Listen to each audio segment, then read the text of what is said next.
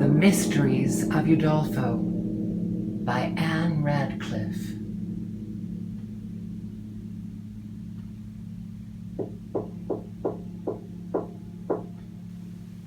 Volume 2, Chapter 4. Reading and music performed by Kara Dahl Russell. Quote, "And poor misfortune feels the lash of vice." End quote. Thompson.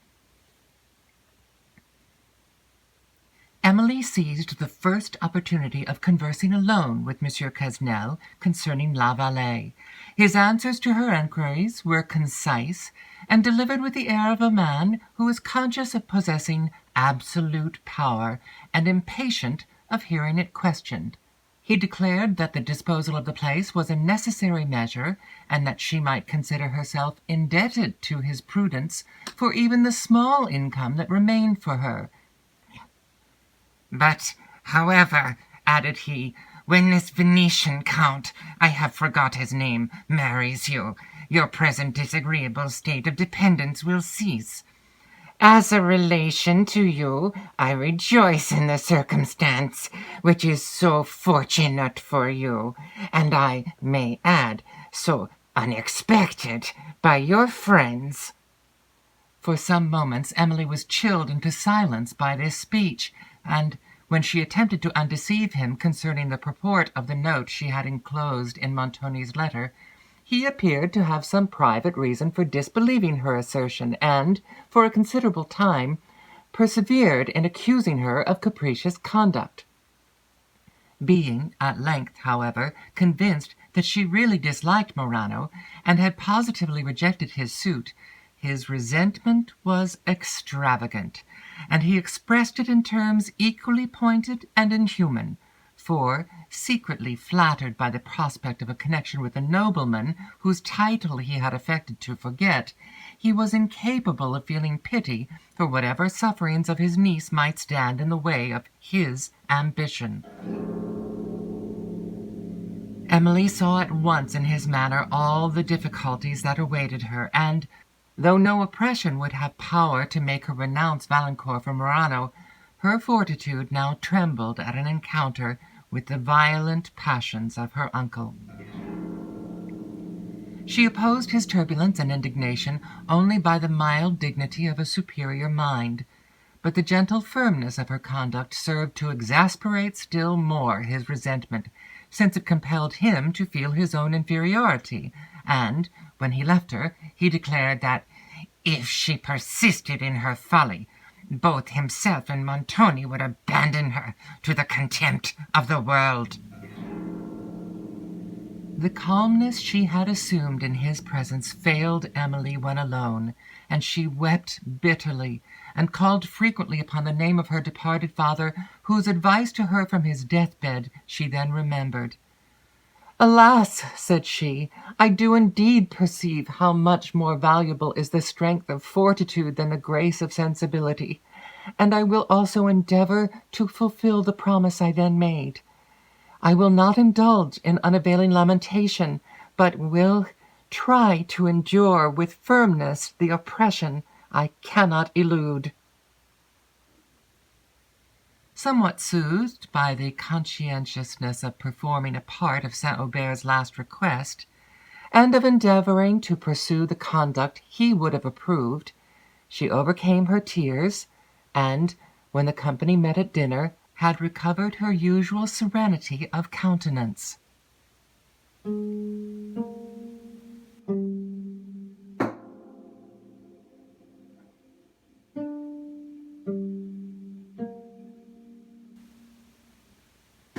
In the cool of evening the ladies took the fresco along the bank of the Brenta in Madame Quesnel's carriage. The state of Emily's mind was in melancholy contrast with the gay groups assembled beneath the shades that overhung this enchanting stream. Some were dancing under the trees, others reclining on the grass, taking ices and coffee, and calmly enjoying the effect of a beautiful evening on a luxuriant landscape. Emily, when she looked at the snow-capped Apennines ascending in the distance, thought of Montoni's castle, and suffered some terror lest he should convey her thither for the purpose of enforcing her obedience. But the thought vanished when she considered that she was as much in his power at Venice as she could be elsewhere.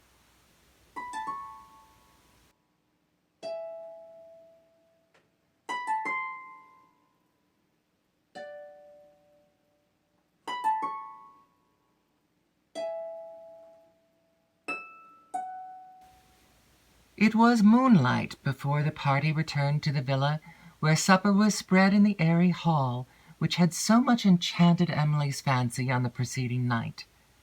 The ladies seated themselves in the portico till Messieurs Quesnel, Montoni, and other gentlemen should join them at the table, and Emily endeavoured to resign herself to the tranquillity of the hour.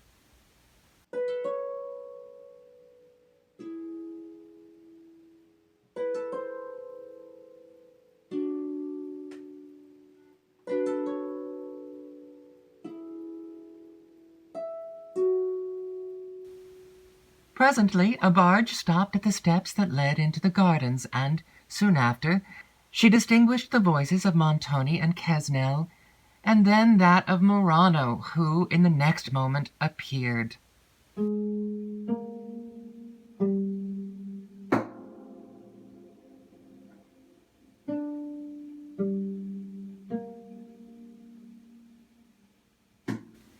His compliments she received in silence, and her cold air seemed at first to discompose him. But he soon recovered his usual gaiety of manner, though the officious kindness of Monsieur and Madame Quesnel, Emily perceived, disgusted him. Such a degree of attention she had scarcely believed could be shown by Monsieur Quesnel, for she had never before seen him otherwise than in the presence of his inferiors or equals.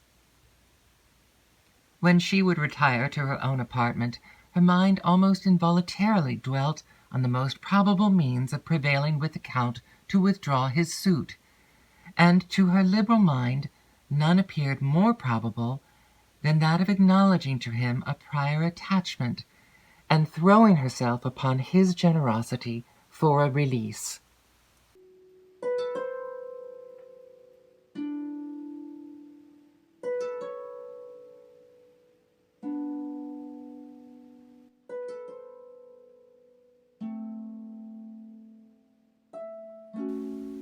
When, however, on the following day, he renewed his addresses, she shrunk from the adoption of the plan she had formed.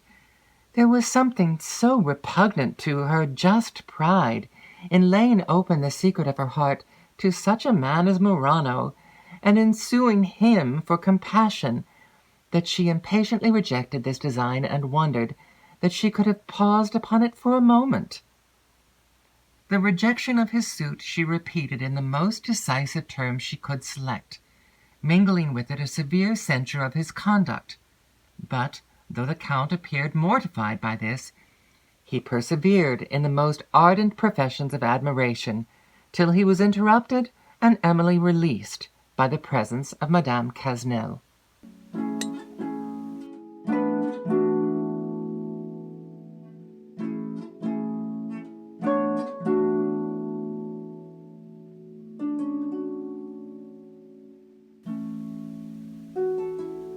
During her stay at this pleasant villa, Emily was thus rendered miserable by the assiduities of Morano, together with the cruelly exerted authority of Monsieur Quesnel and Montoni, who, with her aunt, seemed now more resolutely determined upon this marriage than they had even appeared to be at Venice.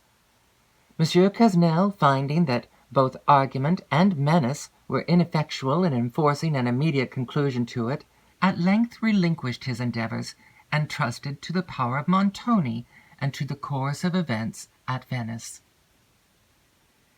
Emily indeed looked to Venice with hope, for there she would be relieved in some measure from the persecution of Morano, who would no longer be an inhabitant of the same house with herself, and from that of Montoni, whose engagements would not permit him to be continually at home.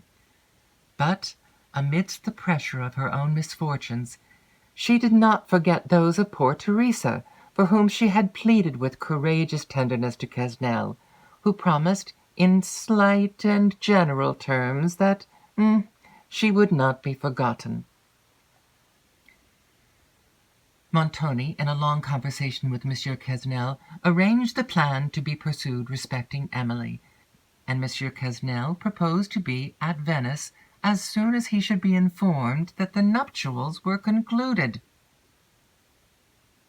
It was new to Emily to part with any person with whom she was connected without feeling of regret. The moment, however, in which she took leave of Monsieur and Madame Quesnel was perhaps the only satisfactory one she had known in their presence. Morano returned in Montoni's barge, and Emily, as she watched her gradual approach to that magic city, saw at her side the only person who occasioned her to view it with less than perfect delight. They arrived there about midnight, when Emily was released from the presence of the Count, who, with Montoni, went to a casino, and she was suffered to retire to her own apartment.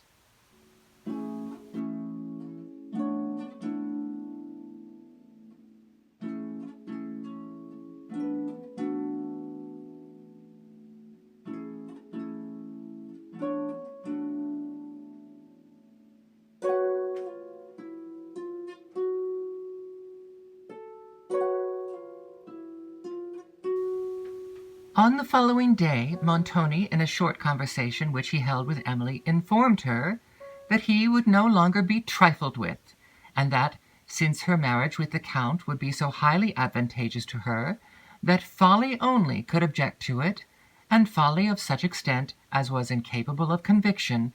It should be celebrated without further delay, and, if that was necessary, without her consent. Emily, who had hitherto tried remonstrance, had now recourse to supplication, for distress prevented her from foreseeing that, with a man of Montoni's disposition, supplication would be equally useless. She afterwards inquired by what right he exerted this unlimited authority over her, a question which her better judgment would have withheld her, in a calmer moment, from making, since it could avail her nothing, and would afford Montoni another opportunity of triumphing over her defenceless condition. "By what right?" cried Montoni, with a malicious smile. "By the right of my will. If you can elude that, "I will not inquire by what right you do so. I now remind you for the last time that you are a stranger in a foreign country, and that it is your interest to make me your friend. You know the means. If you compel me to become your enemy, I will venture to tell you that the punishment shall exceed your expectation. You may know I am not to be trifled with."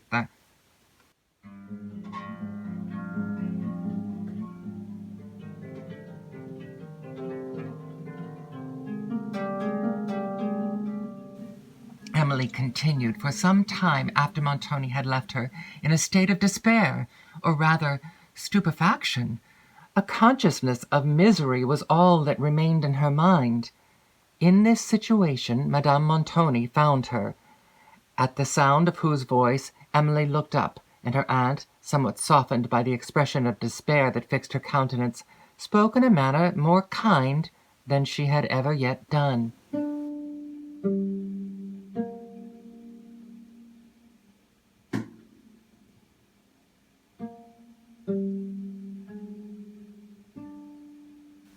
Emily's heart was touched.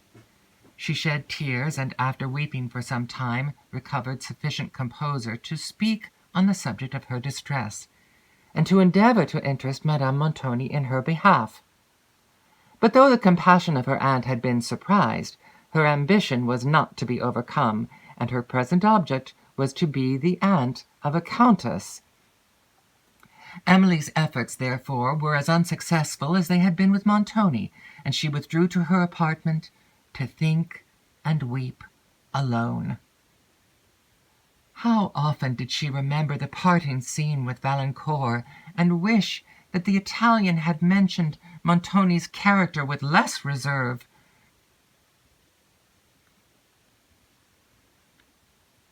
When her mind, however, was recovered from the first shock of this behaviour, she considered that it would be impossible for him to compel her alliance with Morano. If she persisted in refusing to repeat any part of the marriage ceremony, and she persevered in her resolution to await Montoni's threatened vengeance rather than give herself for life to a man whom she must have despised for his present conduct had she never even loved Valancourt, yet she trembled at the revenge she thus resolved to brave.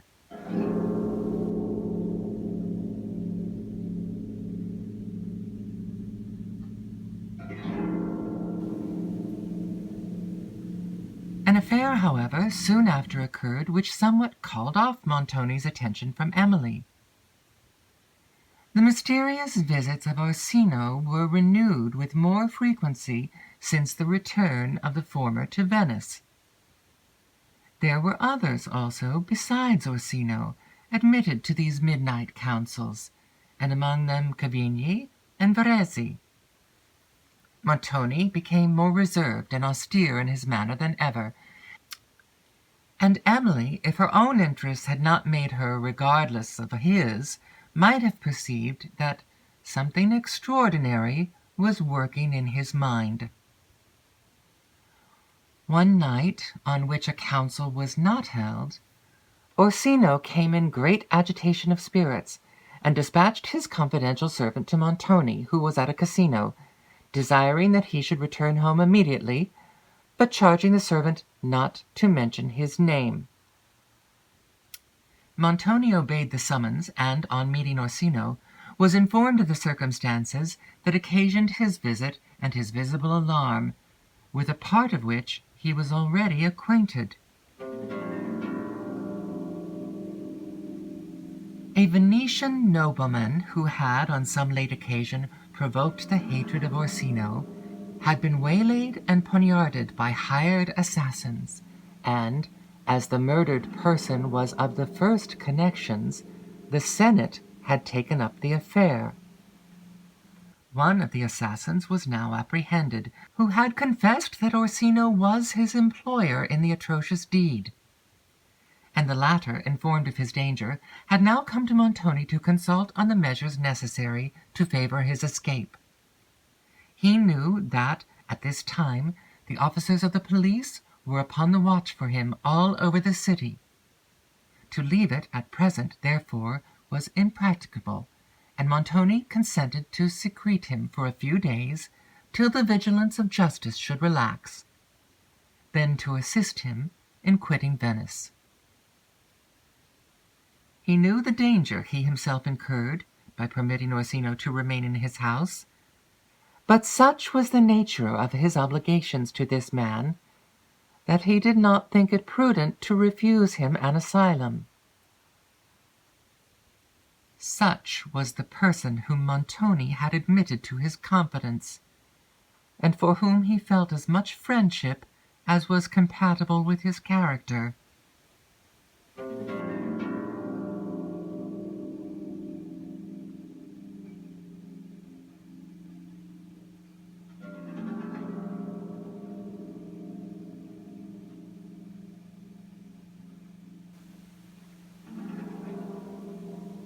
While Orsino remained concealed in his house, Montoni was unwilling to attract public observation by the nuptials of Count Morano, but this obstacle was, in a few days, overcome by the departure of his criminal visitor, and he then informed Emily that her marriage was to be celebrated on the following morning.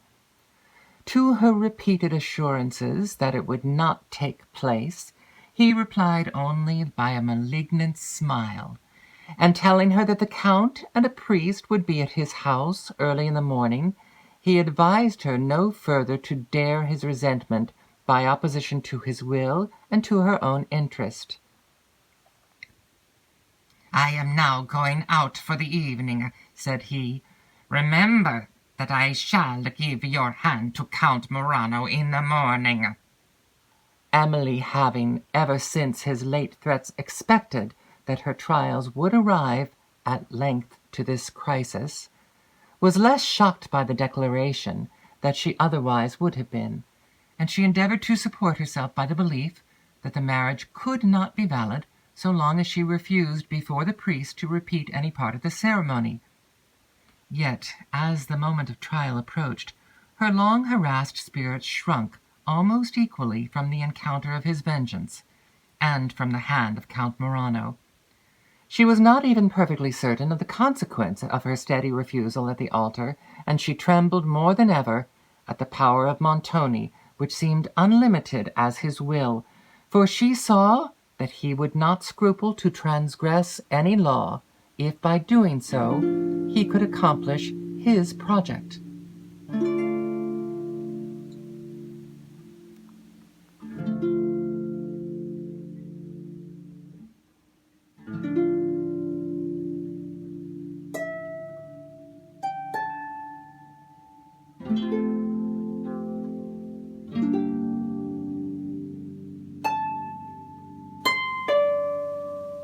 While her mind was thus suffering and in a state little short of distraction, she was informed that Morano asked permission to see her, and the servant had scarcely departed with an excuse before she repented that she had sent one.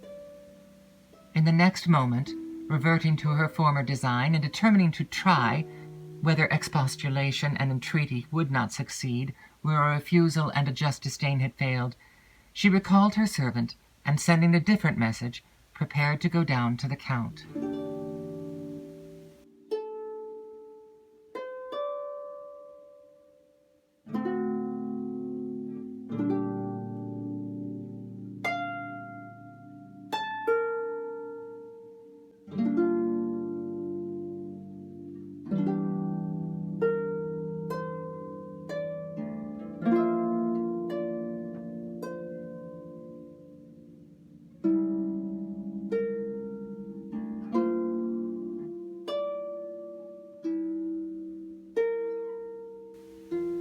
The dignity and assumed composure with which she met him, and the kind of pensive resignation that softened her countenance, were circumstances not likely to induce him to relinquish her, serving, as they did, to heighten a passion which had already intoxicated his judgment. He listened to all she said with an appearance of complacency and a wish to oblige her, but his resolution remained invariably the same, and he endeavored to win her admiration by every insinuating art he so well knew how to practice. Being at length assured that she had nothing to hope from his justice, she repeated in a solemn and impressive manner her absolute rejection of his suit, and quitted him with an assurance that her refusal would be effectually maintained against every circumstance that could be imagined for subduing it. A just pride had restrained her tears in his presence, but now they flowed from the fullness of her heart. She often called upon the name of her late father, and often dwelt with unutterable anguish on the idea of Valancourt. She did not go down to supper, but remained alone in her apartment, sometimes yielding to the influence of grief and terror, and, at others, endeavoring to fortify her mind against them, and to prepare herself to meet, with composed courage, the scene of the following morning, when all the stratagem of Morano and the violence of Montoni would be unified against her. The evening was far advanced when Madame Montoni came to her chamber with some bridal ornaments, which the Count had sent to Emily.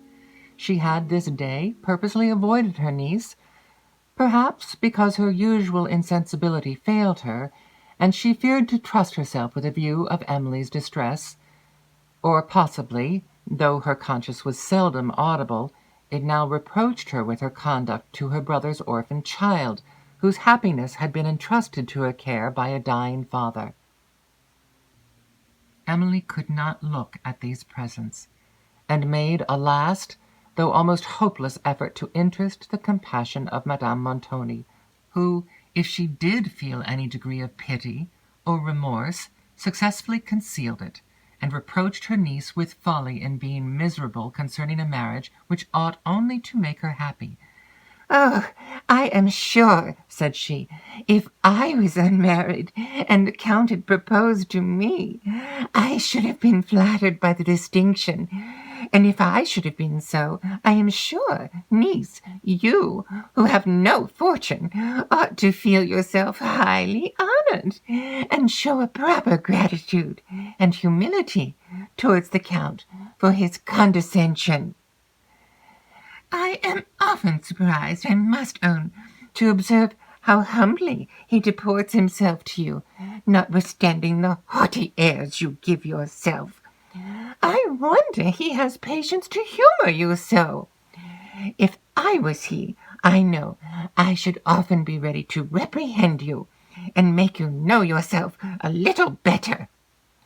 I would not have flattered you, I can tell you, for it is this absurd flattery that makes you fancy yourself of so much consequence, that you think nobody can deserve you, and I often tell the Count so, for I have no patience to hear him pay you such extravagant compliments, which you believe every word of."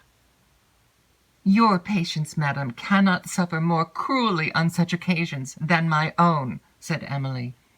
"Oh, all of that is mere affectation," rejoined her aunt. "I know that his flattery delights you, and makes you so vain that you think you may have the whole world at your feet. But you are very mistaken, I can assure you, niece. You will not meet with many such suitors as the Count. Oh! Every other person would have turned upon his heel and left you to repent at your leisure long ago." "Oh, that the Count had resembled every other person, then," said Emily with a heavy sigh. "It is very happy for you that he does not," rejoined Madame Montoni, "and what I am now saying is from pure kindness. I am endeavouring to convince you of your good fortune, and to persuade you you must submit to necessity with good grace. It is nothing to me, you know, whether you like this marriage or not, for it must be. What I say, therefore, is from pure kindness. I wish to see you happy, and it is your own fault if you are not so. I would ask you now, seriously and calmly, what kind of a match can you expect, since a Count cannot content your ambition?" "I have no ambition whatever, madam," replied Emily. "My only wish is to remain in my present station." "Oh! That is speaking quite from the purpose," said her aunt. "I see you are still thinking of Monsieur Valancourt. Pray get rid of all those fantastic notions about love and this ridiculous pride, and be something like a reasonable creature. But, however, this is nothing to the purpose, for your marriage with the Count takes place tomorrow, you know, whether you approve of it or not. The Count will be trifled with no longer." Emily made no attempt to reply to this curious speech. She felt it would be mean, and she knew it would be useless. Madame Montoni laid the Count's presents upon the table, on which Emily was leaning, and then, desiring she would be ready early in the morning, bade her good night. "Good night, madam," said Emily with a deep sigh as the door closed upon her aunt, and she was left once more to her own sad reflections. For some time she sat so lost in thought as to be wholly unconscious where she was. At length, raising her head and looking around the room, its gloom and profound stillness awed her.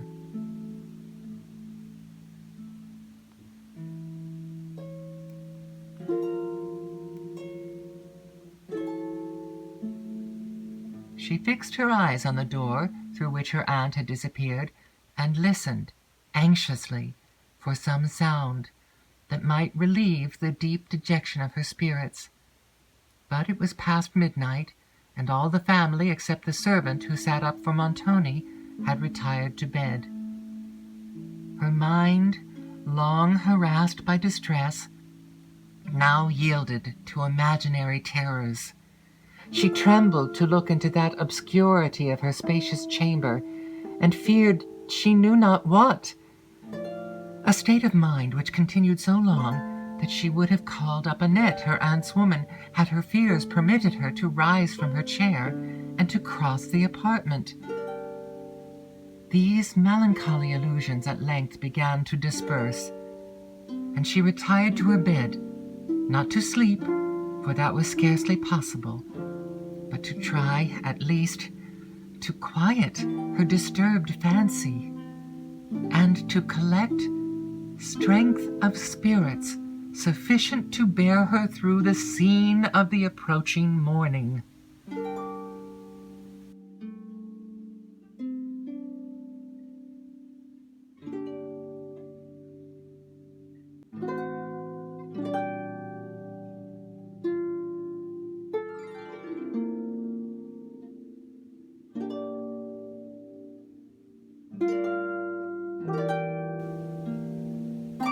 End of Volume 2, Chapter 4. Reading and musical selections performed by Kara Dahl Russell.